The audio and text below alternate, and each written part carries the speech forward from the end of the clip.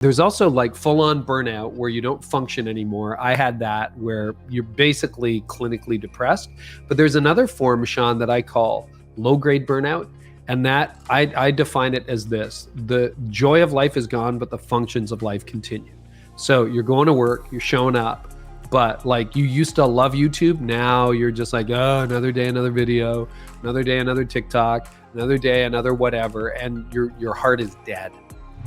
Welcome to the Think Media podcast. My name is Heather Torres, the host of this show. And on this podcast, we help you grow your YouTube influence and then turn that YouTube influence into a high impact and a high income online business. We're teaching you all the tips and tools of how to make this possible. And I want to welcome all of the new listeners to the podcast. Thank you for being here today. This is going to be a power-packed episode for you, and I cannot wait to get into it. And I want to encourage you to subscribe wherever you're consuming this content. We are putting this podcast out to all of the major podcasting platforms as well as YouTube. So if you've not been over to our Think Media podcast channel, make sure to head over there and subscribe because we have other episodes that drop exclusively on the YouTube channel.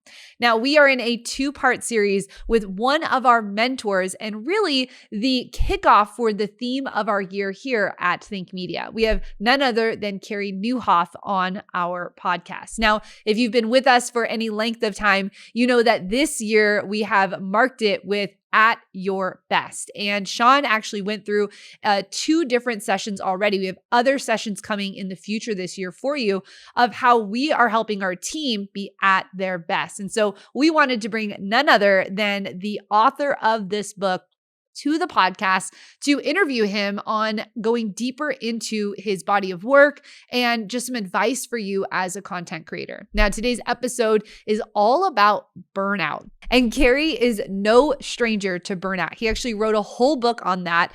And we wanted to talk about it because it is something that is very prevalent in the creator community. And so today we're going to be talking about how you can actually go from the stress spiral into the thrive cycle and his tips for content creators who are starting to feel like they're on the edge of burnout. All of that and more in today's episode. So let's jump into today's featured content.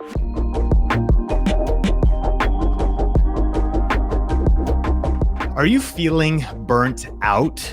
How do you beat stress and ultimately create your best content on YouTube and on social media? Well, in this conversation, I'm so excited because we're really going to be talking about how to overcome burnout, get into your green zone, get out of the stress cycle and into your thrive cycle, and ultimately talking with Carey Nieuwhof. Now, if you haven't met Carey before, he's an incredible individual. He's a best-selling author, speaker, former attorney, and he's one of today's most influential video podcasters. His YouTube channel, podcast, and blog are accessed by more than 1.5 million times each month. And he's a family man, a faith-driven entrepreneur and leader. And also, I'm honored to call him a friend. And so, Carey, thanks so much for coming on the Think Media podcast. Sean, this is a thrill. It's just so good to hang out with you over here. Thanks for having me. You as well. And today we're going to be talking about some concepts from your book, At Your Best. Now, look at that. Yours is more earmarked than mine is. Mine's earmarked up. Wow. I mean, if you're on the video version of the podcast, you could see that I've been devouring this book. In fact, Think Media, our team, has themed our year At Our Best. And so I'm excited to dive into this conversation.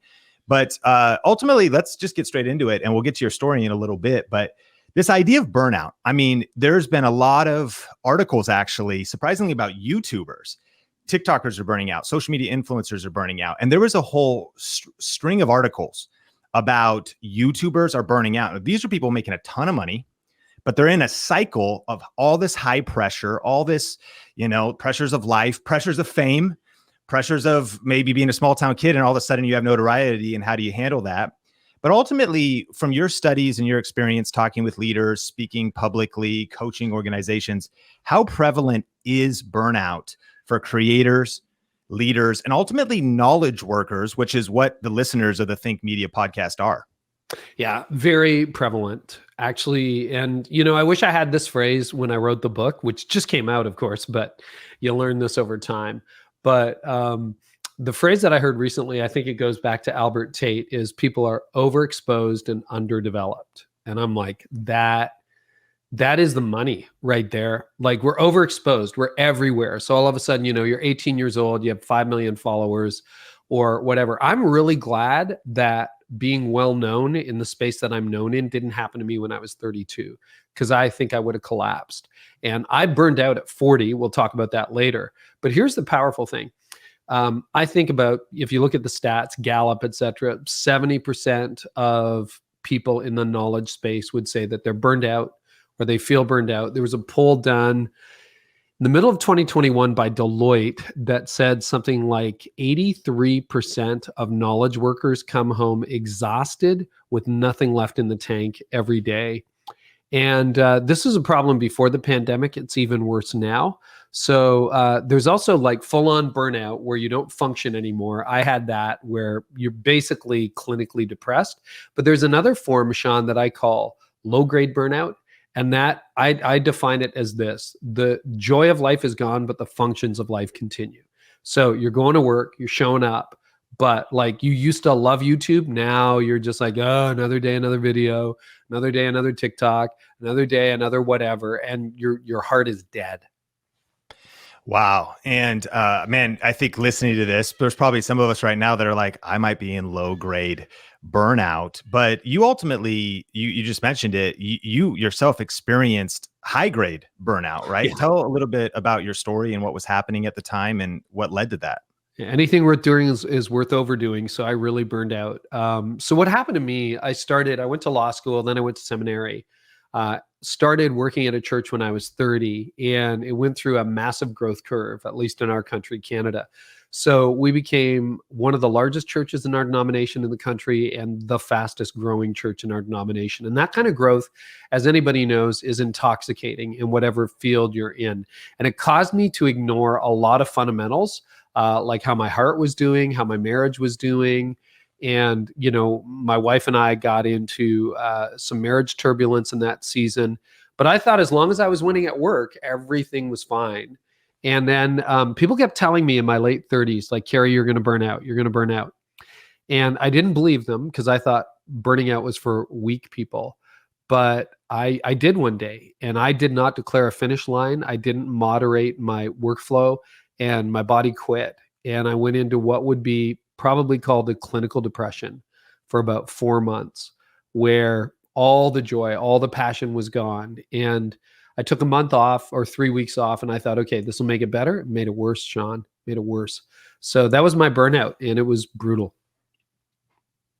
Wow. And thank you for sharing that. And I'm excited because the goal, right, is to figure out what are our steps to get out of that, whether it's low grade or whether it's high grade, and ultimately beat stress and the stress that a lot of us feel. And I actually kind of wanted to read a part of your book before we get to the good part of climbing out of all of this, the price of stress. And this impacted me so much, because I think that for some of us, and if we're type A and driven, we sometimes ignore these things. And so I started reading this on page 8 of At Your Best, and it said the price of stress. And this is data. This is showing what it can lead to. Stress can lead to heart attacks, chronic pain, shortness of breath, full-on panic attacks. It's been linked to heartburn, acid reflux, bloating, nausea, indigestion, and a loss of sexual desire. Memory function, slowing your reaction time, creating behavioral and mood disorders. And then it even gets worse. You go and you really dig down, there's, physical and mental health issues, chronic fatigue, obesity, depression.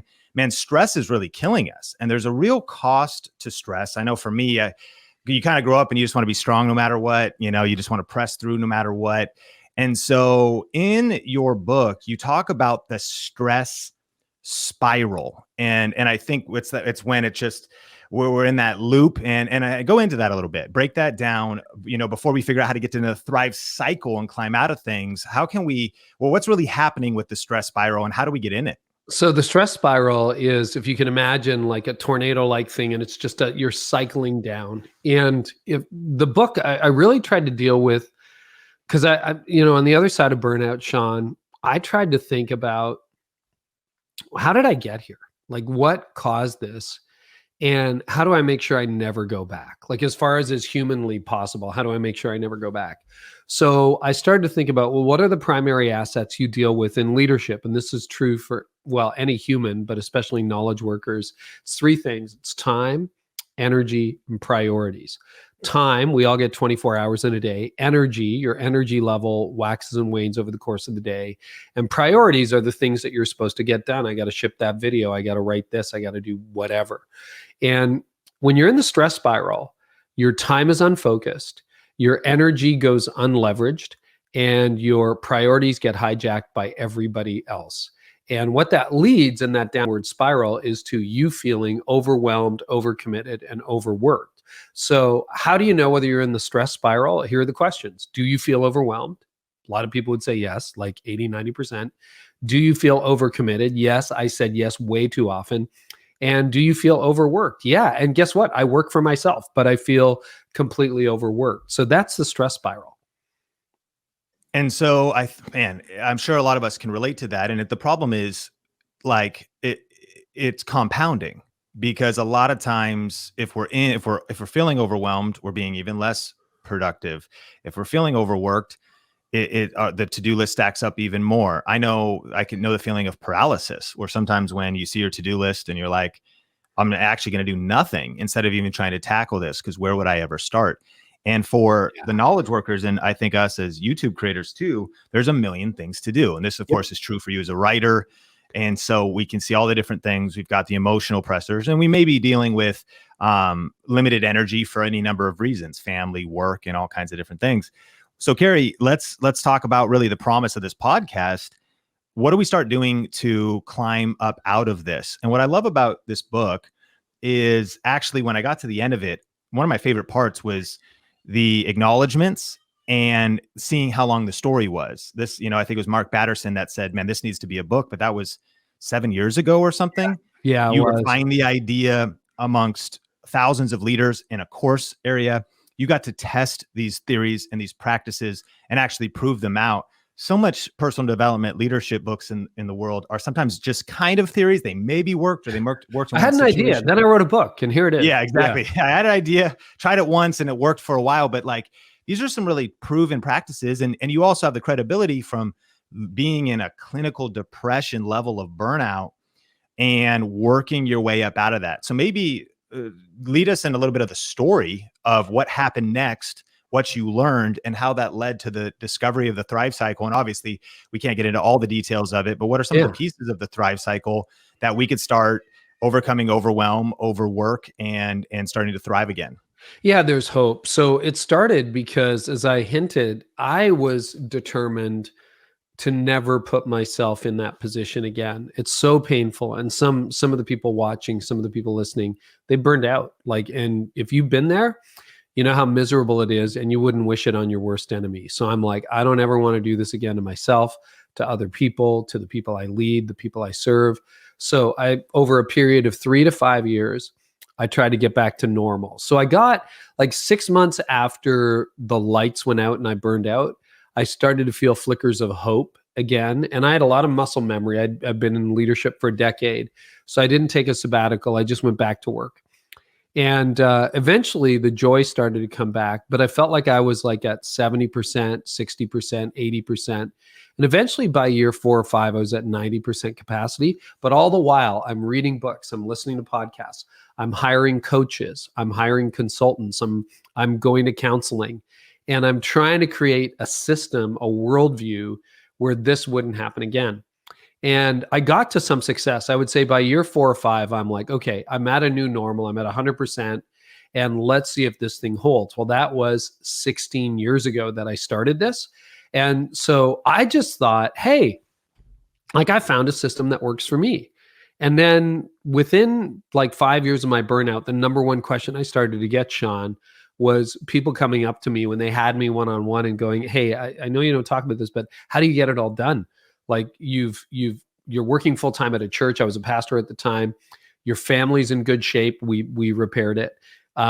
You are leading at a national level. You're speaking around the world. You're writing books. You've got a podcast. Like, how do you get it all done? And I'm like, well, blah, blah, blah. I didn't have a good answer. And then I thought, I'm going to write it down. And the first time I wrote it down, Mark Batterson invited me to speak to his staff. So I went down and I put the principles down in their first form. And he pulled me aside. I wasn't even at my seat. And he goes, this needs to be a book. Well, I didn't write the book, but I did a course. We ran 3,000 leaders through the course and gathered data from them. And then I taught it to thousands of leaders around the world. And now we're 20, almost 30,000 copies into the book. And so we now have data points and stories, anecdotes from tens of thousands of leaders. And the good news is this stuff appears to work for everyone and they see almost instant results. So if the stress spiral is overwhelmed, overcommitted, overworked, and the problem is unfocused time, unleveraged energy, and hijacked priorities, the Thrive cycle is not a tornado. It is a repeatable pattern. And it starts by focusing your time, leveraging your energy, realizing your priorities by doing what you're best at when you're at your best. And the code underneath the Thrive cycle, and this is where it started for me, is I knew I had to learn how to live in a way today that would help me thrive tomorrow. Because for a decade, I lived in a way that would help me, get exhausted for tomorrow, barely survive into tomorrow. And I was living at an unsustainable pace. And so I started to use that mantra and shared it with other leaders. I'm going to live in a way today that will help me thrive tomorrow. And when you leverage your time, energy, and priorities in that way, things start to change. And we can unpack that at whatever level you want, Sean. Yeah. And I love leverage is one of my favorite words. I think for any entrepreneur and leader, they want to understand the power of leverage. Investors understand the power of leverage. Totally. In real estate, you invest in a property, and if it's cash flowing, it's working for you when you're not working. And so creating leverage in your time and your priorities is so powerful. And I have a couple, we'll go through a couple areas and I'll fire them off to you. And I want to actually kind of frame some context on this. Of course, these are, I'm the leader of a team on its way to about 25 team members now. Some are listening, they're full-time YouTube creators or entrepreneurs leveraging the power of YouTube. Some are in that side hustle season where they're trying to juggle YouTube and a job or whatever else. Some are just starting. But I think one of probably the biggest questions for our community is, as a side hustle person, because you teach about the red zone, the yellow zone, the green zone, and we want to create the best YouTube content possible and try to break through the noise. For online influence, we're going up against Think Media. We're going up against a team of 25 people and 2 million subscribers and that momentum. But I am David going up against Goliath. And not only that, I've got kids, I've got work, and I'm trying to do YouTube on the side. I'm trying to create content on the side. I'm trying to write my book on the side. So my green zone's going to a lot of other places potentially. Like, Carey, what are some principles that can work for me to actually also I can't suck at my job. And I actually need to show up in all these other areas of life. But I really feel like the person we could serve the best is the side hustle person, or the person that's juggling multiple things and trying to get into that Thrive cycle. And one of the first things that stood out in your book that I'd love for you to unpack is a lot of people in a lot of books talk about time management, but you talk about energy management. What do you mean by that? Yeah. So I divide every day into 3 zones, and I color code them just because it's easy to think about: green, yellow, and red. So we all get 24 equal hours in the day, but those hours are not created equal. So most of us know instinctively, maybe you have some night owl creatives, morning people listening. I'm a morning person, not by nature, but by design. That design happened when I got married and became a dad many years ago. So it's like, all right, all of a sudden mornings are my prime zone. And if you think about it, we all know instinctively that you have times of the day where your energy is high, you're generally in a good mood for creativity. If you're, scripting out a video or thinking, okay, how are we going to shoot this thing? Your brain's working, like it's creative. You've got stuff going. If you're writing a script, you're in flow. And that generally happens around the same time every day. That's your green zone. Now, the shocker is, for those of us who are driven and entrepreneurs, that's only about 3 to 5 hours a day. And I know we want to think we're robots. No, I got 12 hours. Research, again, I did a lot of research into this book too. No, all the experts say you have 3 to 5 peak hours of energy a day, and your body will tell you that, because if you try to write for 12 hours, if you're writing a book, good luck, because your 4 p.m. is not nearly as good as your 7 a.m. So you got to think green is your prime time. Red is that time where you're exhausted. It's like Red Bull. You got 3 brain cells left. You can barely stay awake for the meeting. You need a nap or a run or whatever. And for me, that's 4 to 6 every day. And then yellow zone is everything in between, which is actually great time. You can do meetings in it. I do a lot of I'm known for podcasting. I do a lot of my podcast interviews during my yellow zone, do my prep in my green zone, interviews in my yellow zone. Divide your day into those 3 zones, green, yellow, red. And then here's the secret. This is the Archimedes lever. Do what you're best at when you're at your best. Take those things, like it's script writing, or it's shooting that video, or it's, team development, whatever that is. Do it in your green zone, because what happens is if you don't do it in your green zone, if you don't do it when you're at your best, that's what you carry home. And that's a mistake I was making in my 20s and 30s, is I'd kind of goof off, not aware I had a green zone. I'd go do breakfast meetings. I'll do other meetings. And then I got a sermon to write, or I got a court case to prepare for, or I've got a book chapter to turn in. And then what do? You open up your laptop at 6 o'clock and say, sorry, family, I'm done with you. I got to work tonight. And you're not even producing your best work. So flip it, do your best work in your green zone, and take it from there. So powerful. And one of the biggest killers of, I think, professionally, even inside of our organizations, but also potentially in the external requests from outside of our organizations, is overcommitment. If every single time we say yes to somebody, we are ultimately saying no to one of our priorities, potentially. Even every yes is a no, and every no is a yes. And I know that I discovered recently that I'm actually opportunity led. And I also discovered that I'm a people pleaser, and I want to make people happy, or I hate saying no. And I probably lean more to the opportunity led side of, I just fear of missing out on a request to do something. Absolutely. A request to do this. Absolutely. Not necessarily thinking it through. I think the pandemic was a great reset button, because eventually my travel was so full. I was just saying yes to every opportunity, because I might meet somebody and it might lead to something, and it could lead to this, and we got to keep fighting. We got to keep pushing. But one of the superpowers for getting into the thrive cycle, getting out of the stress spiral, and really being at our best, is learning how to say no and getting over the fear of other people's opinions. Can you unpack that a little bit with any tips? So, full disclosure, it's still hard. I say no 90% of the time. And you must have this, Sean, like you've got a big social media footprint. And I mean, YouTube sends you plaques, right? So I mean, at that point, you're a person of influence. And I asked my team recently, I said, how many times do we get pitched a day? Because we're 21 million downloads and counting on my podcast. And they're like 10 to 15. I don't even hear most of those, 10 to 15 a day. Very few come to me. But then I get hit up with friends who are like texting me and who have my email, and they're like, hey, can you? Hey, can you? Because when you become an influencer, so to speak, right, everybody wants you to lend your influence to them. So there's 2 problems. Number one, if you're in the position you're in or I'm in, you get hit up all the time. If you're starting out, for the side hustle people, you think you should do absolutely everything you can because you got to get your name out there. I would say you should default to yes if you're just starting out, as long as it doesn't compromise your health or compromise your time or whatever. So, I mean, if you're sitting there going, I got nothing to do, and someone says, hey, will you come on this, Instagram live with me, or will you do this joint venture with me, or will you speak at this event? You should probably say yes. But before you know it, your calendar is going to fill up. And then you need to develop a filter.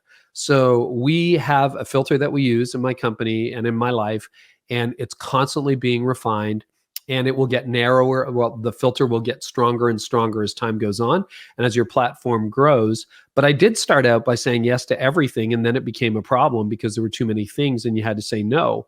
So, I have a filter for I'm a leadership, quote, expert. That's what I do. Is it a leadership event? If it's not a leadership event, it's almost always a no. And then we look at, well, who's going to be in the room? Because I would rather talk to 150 influencers than 1,500 general leaders. I think there's greater impact there. Then there's part of, am I passionate about the event? Is this really something I can speak to? Or are people just asking me to talk into the ether? Because like I've got some areas of expertise. And if it's not in my area of expertise, I'm probably not the best person to do your event. And then you've got the opportunity cost, right? Sean, you talked about opportunity. You follow opportunity, but there's also an opportunity cost. Before the pandemic, I was flying over 100,000 miles a year. All of a sudden the borders close, planes stop flying, everything gets a big reset. Because I'm Canadian, most of my work's in America. The border was closed effectively for 18 months. So we did a big reset. We think I'm probably going to fly half of that in the future. And the reason is opportunity cost. Because when I'm on a plane traveling to your event and you're paying me, even if you're paying me well for doing the event, I am not developing my next online course. I'm not leading my team. In other words, I can make X dollars by speaking at this event, but I could make perhaps more or make a bigger impact or be a better leader by being here and actually building into my team. So you got to think about all those things. And then you got to figure out how to say no. And because I'm Canadian, you got to figure out how to do it nicely. And so we can talk about that. How do you say no nicely? But those are some thoughts about saying no. Yeah, I love that. And I want to recommend people, of course, to definitely pick up a copy of the book, and we'll have a link in the show notes and in the YouTube description. I really recommend getting a physical copy. And I encouraged Shayla and Jordan on our team to blow up and print out your scripts for saying no, because they're not just powerful, but they're also kind. Because that's our thing. It's like, how do you also kindly tee up and communicate a no, but also you want to steward the relationship. You don't want to close a door because it might just be no for now, right? It might just be. So anyways, there's some scripts in the book. I highly recommend you take advantage of those because no will be a superpower. But I actually want to move into another area, and that's the idea of killing distractions, and the idea of also optimizing your environment. I'm learning from your book and seeing in general with great works out there like Deep Work and then just all the studies of how much we're distracted. You're talking about we're on our phones, or we touch our phones 2,500 plus times a day. If we have a real problem, it's over 5,000. I think I have a real problem. I have a real problem. Yeah. Mm-hmm. And of course we use our phones for work, but it's also easy to go to them for the scroll. But not only that, we got notifications on our smartwatches. We got people just calling us out of the blue. We got text messages out of the blue. And one of the most shocking stats that is revealed in your book is that once we're interrupted, it takes us as much as 25 minutes to get refocused. Now, Carey, this really troubled me because it made me think that if someone on my team got interrupted, right, 8 times a day or 16 times a day, which is likely, and it took a half hour to get focused again, well, then all 8 hours were never focused because it's another half hour to refocus. You want me to make your problem worse? Multiply that by 25, Sean. Thank you. You want to see a whole bunch of money go down the toilet? That's how to see it. And so distractions, and even more so whether that's inside of an organization or whether that's, of course, for individuals who are also saying, okay, I want to build my side hustle. And they got very limited hours. They got 5, 10, 15 hours a week to build up that side hustle because they maybe want to quit their 9 to 5, go into something else. Well, if you give any time at all to distractions, then you're kind of killing your chance of being at your best and doing really productive work.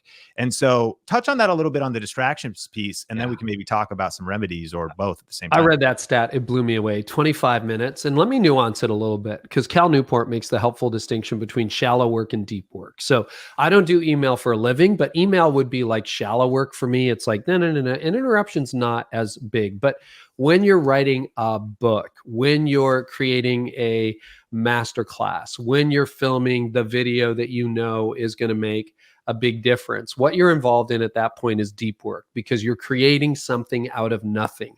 There was no book. There were no ideas. You got to go deep. When that happens, you're tapping away on your keyboard. Your phone buzzes, the doorbell rings, whatever it is, someone knocks on your door.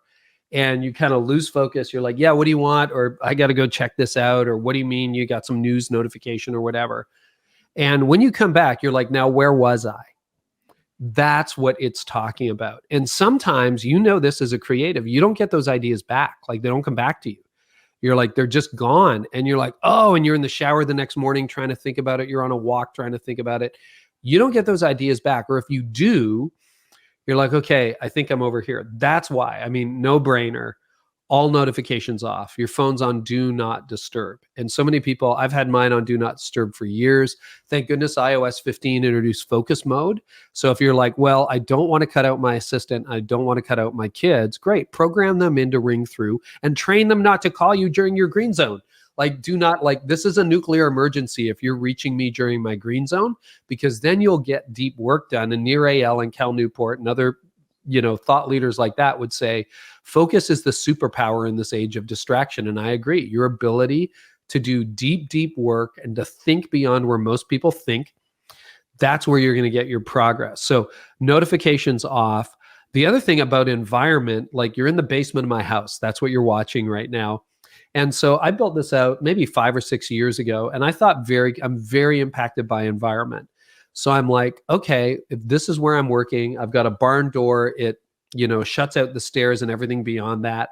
I can put my headphones in and just like, I hear nothing. And then in the summer, I have like 4 offices because I've got a backyard. I can sit by the fire pit. I can sit in the pavilion. I can sit on the back deck. I can sit on the front porch in the morning. And I just sit there with my laptop and I love getting stuff done. We live in the country, so it's a quiet environment. But you probably have that ideal environment. And if you're in a cubicle, right, a lot of you probably aren't, you have your noise canceling headphones, and get the big ones, because noise canceling headphones are also people canceling headphones, because it takes an awful lot to interrupt somebody when they've got the big cans on and they're, kind of look like they're focused. So that's what you can do. And I've had to write chapters of books on airplanes and airports, at hotels, in lobbies, at the beach, etc. You can do that, but ideally you want an optimal environment. And thank goodness this is 2022, because a lot of people didn't have home offices prior to the pandemic, and then everybody upgraded. So hopefully you've got some little cubicle carved out somewhere where you can get some work done. Yeah, this is one of my favorite tips, and I think such an opportunity for our community. Focus is a superpower in this age of distraction. 100%. Friends, we got to get out of burnout, and we want to get into the thrive cycle. And, definitely tapping into some tips in the book. But I love the content about optimal environment. And it reminds me, Carey, of when I was working actually at a church with some of the Think Media team members. I was the director of communications. At one point, Sonia was my assistant, my wife. I had an office, and it kind of had a mini desk where she would sit. It had my desk. And then down the hall was kind of we had a TV show, and there would be the editors, and we had Mario and Kyle, and then eventually Omar, and they would be working at other places. And one of the things Sonia observed, because I have a big heart and kind of an open door mentality, was she would notice I'd be trying to work away, write a script or something, and then boom, Mario would show up and be like, hey, can you come look at this? And then I'd be like, actually, I can't. But even him showing up, and then Kyle would show up and he'd be like, hey, can you? And then throughout the day, and Sonia, she's kind of got this Viking wired personality. She was just like, why are you just bursting into the door? What's going on? And I'm kind of unaware. And in that season, I actually learned that if you're actually in manage, coaching, leadership mode, you just want to be fully in that mode. Go look at the things, be there to coach, be there to mentor. But if you need to actually write some scripts or build some stuff out, I was helping my pastor at the time, who I was working for, write books and so on and so forth. Yeah. And I learned this lesson, that those interruptions. So I would start to close my door. I'd sometimes put up a sign. And I remember too, even other people in the office were like, what's he got that sign up? Who's he think he is? He thinks he's focused. He thinks he's going to get some things done, is who he thinks he is.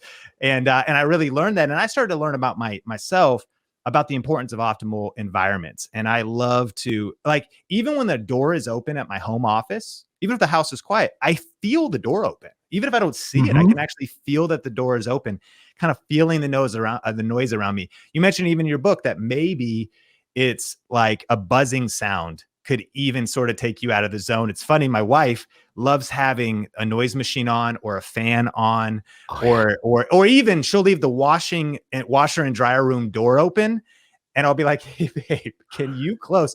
she actually kind of likes that. Here's the key. Neither of us are right or wrong. You got to be self-aware. What is your optimal environment? Dude, right outside there is the door to what we call our furnace room, where the furnace and AC are. And like, if that door is ajar and people will leave it ajar, I'm like, I got to get up. I got to close it. I can't deal with it. Got to close it. I got to, yeah. And others aren't necessarily thinking about that, but I want to encourage the Think Media podcast community, man, optimize your environment. And Carey, I mean, I think this is a good use of money. I know resources can be scarce depending on where we are, but you invested in that office. You got pillows if you're on the video podcast, you got chairs, got lighting.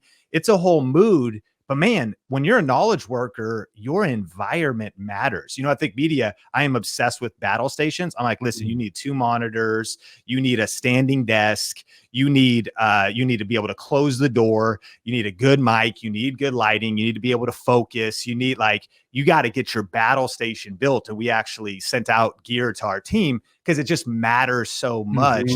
And speak a little bit about that though, just landing the plane as far as optimal environment. Yeah, it's really interesting. Design has become a much bigger thing in the last 15 years, and good design teaches you what to do. So last summer, we were thinking about building a house, and then the real estate market went crazy, and we're like, I'm not playing that game. So we renovated my backyard, and one day I'll give you a video tour or an in-person tour of it. But we built like a new fire pit that's sort of out in the middle of the backyard. Then we put up a pavilion that seats 10. It's nice and big. There's a hot tub, and then there's a dining area, and then there's like a lounge area on the back porch. And it's really interesting because as we've hosted people over the last 6 months since that space has been open, and we designed it for the winter too. There's heaters and all that stuff. You don't have to tell anybody what to do. My wife and I, when we were designing it, we're like, oh, I hope this is going to work and we can do 30 people here. People just walk into the backyard. They instinctively know where to go and what to do, and they just make themselves comfortable. You're not like, well, 2 of you sit over there and 2 of you. That's what space does. When I come into this space, I got a TV in the back, and I put that in a few years ago because I thought, oh, it can be a second family room. This is my workspace, man. This is what I do. I never use this for recreation. And it tells me, like, it's my cue, it's my signal that when I come in here, have my devotions in the morning, I'm a Christian, but then this is work mode. And in the backyard, it is sort of hybrid work and pleasure. But when I'm back there, I'm like, I'm in focus mode. I'm enjoying myself. I have the privilege of being back here. Write something, create something. And whatever that is for you, and everybody's a little bit different, find some space, design some space, paint a room, a color you really like, and then just make that your space. You will find that it then triggers you to get into productivity and well-designed space. Because otherwise you're awkward. You're like a square peg in a round hole, that buzzing fluorescent light that, the room smells bad, or you can always hear the microwave beep and now remote work is a thing. So there are people who can work in coffee shops. I cannot. I am like watching everybody coming and going. What are they ordering? I'm too ADD. So I need silence. I need this.